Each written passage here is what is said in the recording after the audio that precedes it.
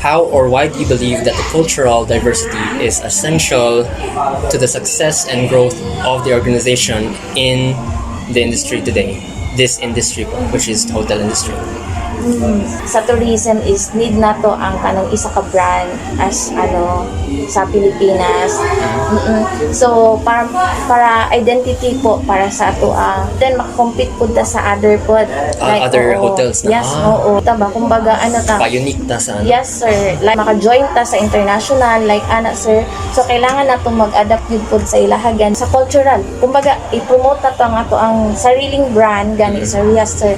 Mais isa na sa mais. Mais po. Need na to makipag-collab sa ilaha para ma-known po ng ato ang sariling brand. So as mag-collab mo sa mga other hotels, dira mo mag-promote sa inyong own hotels. Para ma-known po, dili lang sa service, kundi po ma-promote po taba. So like mga accredited mo. Yes po, sir.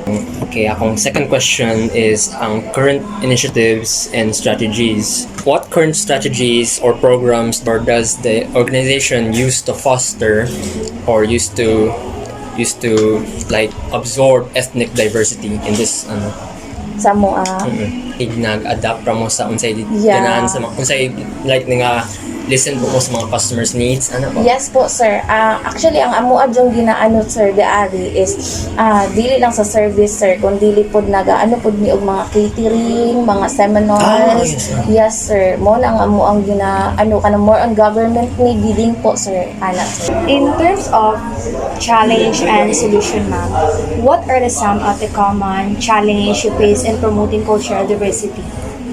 Natural naman din na pod ang kanang kuan ma'am, kanang Challenges. oo sa kuan, pero actually kumbaga nalang gid tay mga win-win solution pod Yes. ma'am ba opo. Okay. Next, ma'am, in terms of recruitment and retention, ma'am, how does your recruitment processes ensure a diverse candidate? Yes. Sa recruitment namo ma'am, syempre naapod ni amo ang mga para sa mga newcomer, pod ni ana pro-employment ni siya ma'am. So open ni ma'am like sa mga newcomer and then open po ni sa kanaganing Mga na-experience. potentially naasad siya sa mua, pero ang amo ang good is willing to learn. Opo, tiyagaan na mo. Embrace mi sa mga newcomer, sa mga fresh gani ma'am.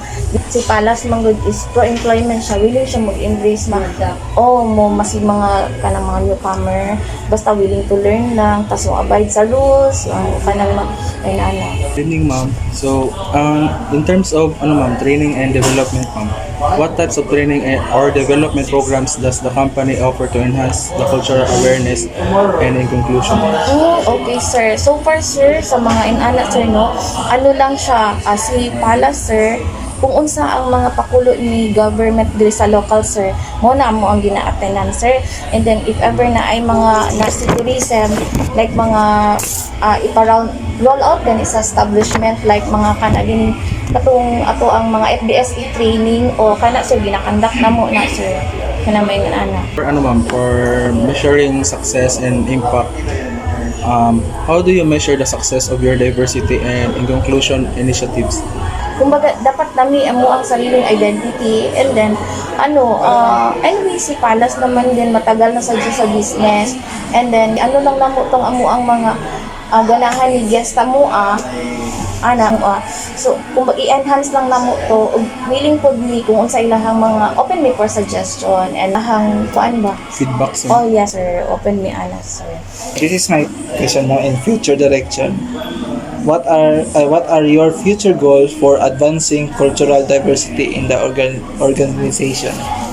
Future goal siguro layo-layo na mo pud ang ni Palas sir so still na lang siguro makipag-collab na lang pud ta diri through local sir, promoting sa tong mga product gani sir, like amua siyang sa mua manggod nakagisnan karon, labi na daghan gid mga seminars, and the participant manggod na sila sir gikan sa mga Maynila, Luzon, Visayas, Mindanao. I-promote gyapon na mo siya through token sa mo ang mga guests sir kana may inana sir. And also, ma'am, for the last question and personal insight, what motives you personally to champion cultural diversity in the workplace? as I said earlier, sir, kana din ginapapromote gani sa tourism na katong FDSE training, sir, no? And then daghan pa man silang mga upcoming na training, sir. So need na mo siya nga kanang kumbaga i-explore pa tong mga atugod na mga training, sir, tapos ipa-roll out na mo sa mo ang management, sir. Ito ganing training gud na katong mabuhay og madayaw sa tourism po. Yes po, ma'am. Opo, ipa-roll out na mo to siya, sir, para kumbaga na to atong sariling brand po, like sir. Tapos sa Palace naman kasi, sir, di-practice naman po ng mga anak po. Thank you po, ma'am.